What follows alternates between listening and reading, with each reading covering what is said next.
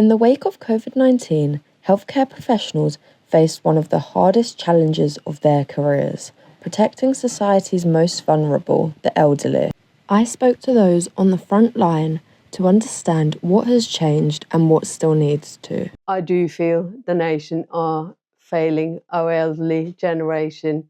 We put down on paper, we talk about it, politicians, commissioners are saying all these things, but, there's no actions.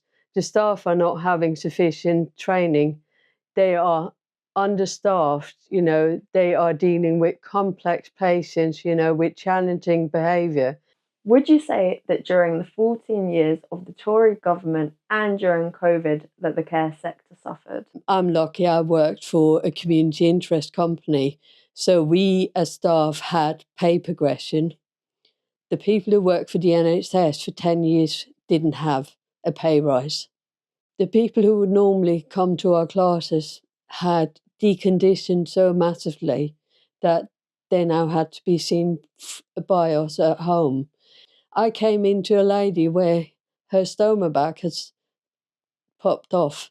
And, and it took me 3 hours to organise something for nursing. I'm not qualified to change that. But we made a solution by getting a nappy over her area where her stoma back was coming out. The healthcare system is trying to evolve. Professionals are calling for more resources, better training, and deeper collaboration. It's the sitting down like you and I are sitting here chatting for 10, 15, 20 minutes and somebody telling you about their life. That makes a whole difference. Yeah. We call it a butterfly moment for people with dementia. It might just be 2 or 3 minutes you're sitting, you're engaging with that person. But that 2 or 3 minutes is just like a butterfly comes in the back and they've got clarity and they're engaging it. And it might only be 2 or 3 minutes, but that's a difference. How do you feel about CQC's promise for more inspections? It is too little too late. We've got care homes, not us personally, but there's care homes out there who haven't been inspected for 4 years or 5 years, but they're sitting at grades of good. Yeah. How do you know in that 4 years?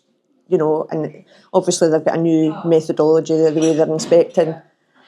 You would need to be a Philadelphia lawyer to work that out. Maggots and inhumane living conditions were found. What does this say about the care sector? Care home it's very, very difficult. Care homes we have a full suite of quality assurance things, which monitors everything, absolutely everything. Environmental, health, like you're talking about maggots, things like that. Would never happen if these things are done right. My quality assurance system is we have 9 folders with all different things. Managers have a daily diary. They know what they're auditing, what they're checking. They're walking around every day. If that's not done, you have no oversight, and that's where these things come up. And when you start to find one thing in a home like that, as a previous inspector, I know I'm going to find more. So you're going down the rabbit hole. After doing some research, I had found that dementia policies hadn't been updated since pre-COVID 2018. I travelled to London to find out more. Our biggest body around dementia is the Alzheimer's Society.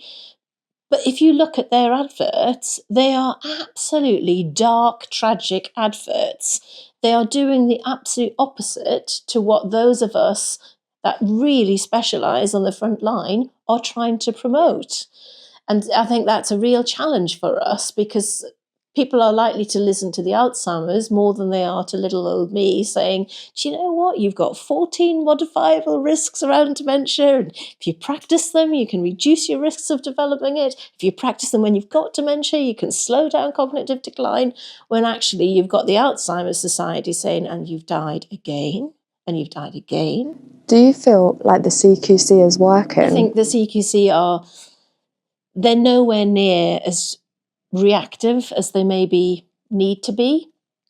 We've had a situation just recently in Merton with one of our learning disability homes where there was huge safeguardings about residents being locked in bedrooms, supposedly for their own safety, which is obviously in breach of so many different policies and processes.